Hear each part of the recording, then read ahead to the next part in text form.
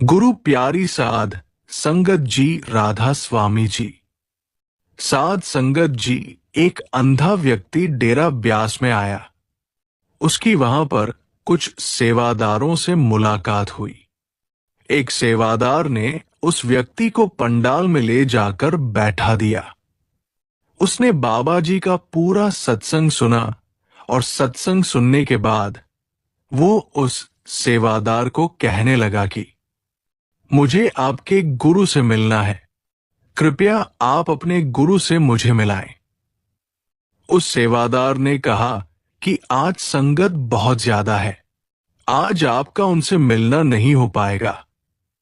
आप ऐसा करें, आज रात यही रुक जाए और कल का सत्संग सुनकर ही जाएं। आज रात आप मेरे पास ही रह ले। उस अंधे व्यक्ति ने वैसा ही किया। अगले दिन फिर वो सत्संग सुनने पंडाल में गया। उस सेवादार ने उस अंधे व्यक्ति को पंडाल के साइड में बिठा दिया। उसने वो सत्संग भी महाराज जी का सुना और उस सत्संग में भी महाराज जी ने नामदान की बात ही बताई। नामदान की अहमियत बताई तो उसके अंदर तड़प लग गई कि मुझे भी नामदान लेना है।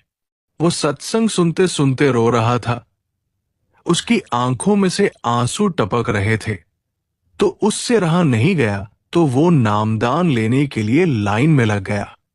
तो सेवादारों ने उसे लाइन से निकाल दिया और कहा कि आपकी आंखों की ज्योति नहीं है, इसलिए आपको नामदान नहीं दिया जा सकता। उस अंधे व्यक्ति ने कहा कि अगर ऐसा है तो मुझे अपने गुरु जी से मिलाए, मुझे उनसे बात करनी है। बाबा जी के सामने पेश किया गया तो महाराज जी ने भी यही बात कही। तो उस अंधे व्यक्ति ने कहा कि फिर ऐसा करो, जहां पर मुझे नामदान मिल सकता है वहां पर मुझे भेज दो।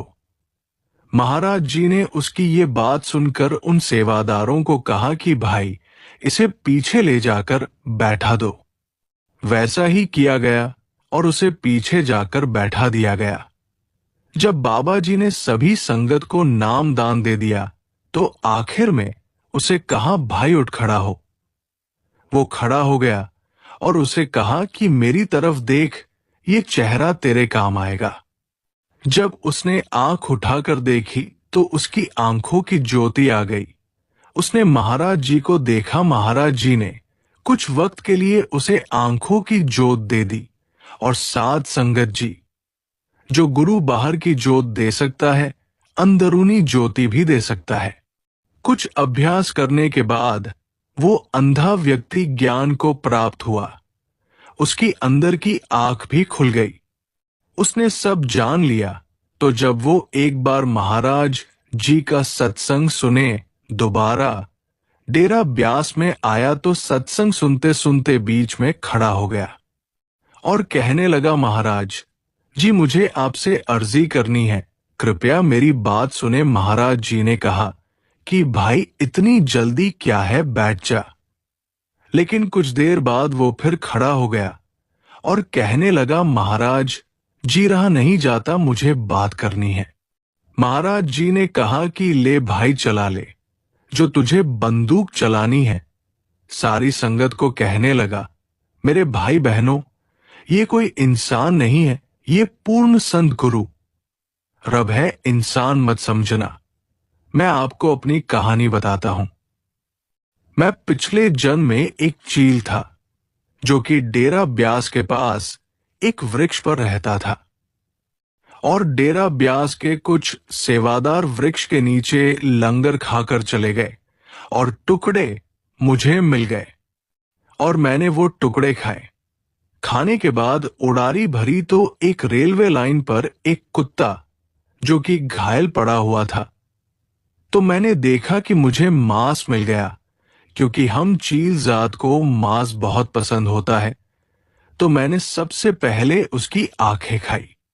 इसी के कारण मुझे इस जन्म में आंखों की ज्योति नहीं मिली, लेकिन मेरे सतगुरु ने मुझे सब दे दिया जो मुझे चाहिए था। मेरे वीर भाइयों, ये कोई आम इंसान नहीं, ये रब है, इनको तुम इंसान मत समझना।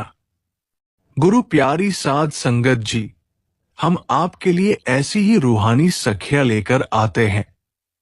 ऐसी ही साखियां रोजाना सुनने के लिए हमारे चैनल को सब्सक्राइब करें।